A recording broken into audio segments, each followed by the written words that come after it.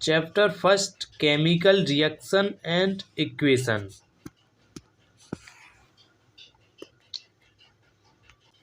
Consider the following situation daily life of think what happen when.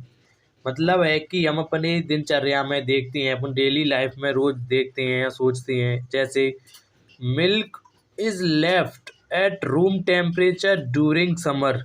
जब गर्मियों के दिनों में जब दूध को हम खुला छोड़ देते हैं रूम टेम्परेचर पर। And iron tawa pan nail left expel human atmosphere. और इनको भी हम ह्यूमन एटमॉस्फेयर पर खुला छोड़ देते हैं, मतलब जो बाहर बोलते हैं अपन, जैसे वायुमंडल, ह्यूमन एटमॉस्फेयर। एंड तीसरा ग्रेप गेट फॉर्मेट, और हम अंगूरों को भी फॉर्मेट कर देते हैं। फूड इज कुक्ड, मतलब भोजन को पकाते हैं।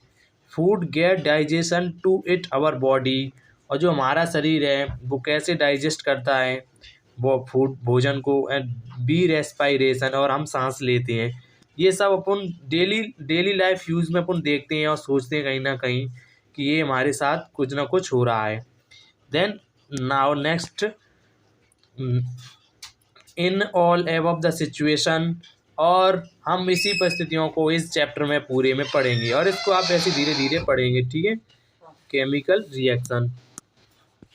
देन नेक्स्ट एक्टिविटी दी हुई है, एक्टिविटी 1.1। सबसे पहले यहाँ पर है लिया है हमने एक बर्नर, ये एक बर्नर है, और यहाँ पर सबसे पहले ये लिया है अपने मैग्नीशियम रिबन। ये मैग्नीशियम रिबन ले लिया है, और ये है टंग, यहाँ पर लिखा है टंग। और फिर यहाँ से जो वाइट कलर का आ रहा है वो है अपना मैग्नीशियम ऑक्साइड। मतलब अपन जो मैग्नीशियम रिबन है उसको हम गर्म कर रहे हैं तो अपने मैग्नीशियम ऑक्साइड मिल रहा है, ठीक है। तो इसमें पूरी में एक्टिविटी में बस ऐसे ही यहाँ पर बताया गया है कि 3-4 सेंटीमीटर एक लॉन्ग अपने रिबन ली है यहाँ पर ये, ठीक है। बस पूरी में ऐसे ही बताया है, पूरी में कितना लिया इतने जल रहा है, और यहाँ पर पूरी एक्टिविटी में बस इतना ही बताया जा रहा है। फिर नेक्स्ट देखते हैं यहाँ पर। देन एक्टिविटी फर्स्ट और एक्टिविटी सेकंड बस ऐसे ही बताई गई, आप पढ़ सकते हैं खुद ही, इम्पोर्टेंट देखेंगे। देन नेक्स्ट पहला एक ये दिया है 1.1 फिगर देखेंगे। सबसे पहले 1.1 फिगर में क्या कह रहा है। 1 फिगर में सबसे पहले हमने एक ये ग्लास ट्यूब ली है, मतलब एक कॉनिकल फ्लक्स लिया है। सबसे पहले हमने एक कॉनिकल फ्लक्स लिया है, और इसमें जो ये येलो कलर का पार्ट है ये है अपना डाइल्यूट सल्फ्यूरिक एसिड, और जो अपने जो स्मॉल पार्टिकल्स दिख रहे हैं ये है जिंक ग्रेनुअल्स। और देन यहाँ से जो रिएक्शन होगी इन दोनों के बीच में, तो यहाँ से निकलेगा हाइड्रोजन गैस। और एक ये है अपनी ग्लास ट्यूब, ये है ग्लास ट्यूब, और ये है कॉर्क, यहाँ पर आप देख सकते हैं। देन अब यहाँ पर पढ़ें, यहाँ पर क्या कह रहा है। From the above 3 activities we can say that any the following observation help us to determine whether chemical reaction has taken। मतलब है कि हम इन्हीं एक्टिविटी जो हमने तीनों एक्टिविटी देखी, मतलब वैसे कहा तो कुछ नहीं है, इन तीनों एक्टिविटी में देख सकते हैं।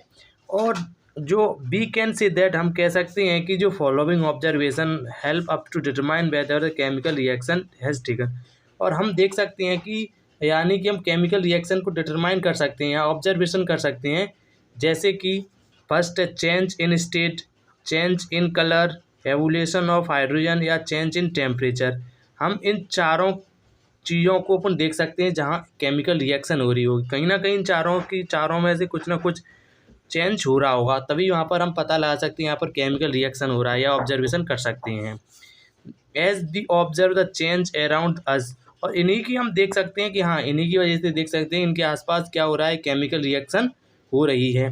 वी कैन सी, और हम देखेंगे लार्ज में या chemical reaction taking place around, और यहाँ पर हम केमिकल रिएक्शन को ही देखेंगे पूरे। बस we will study about various in this type chemical reaction symbolic representation in this chapter.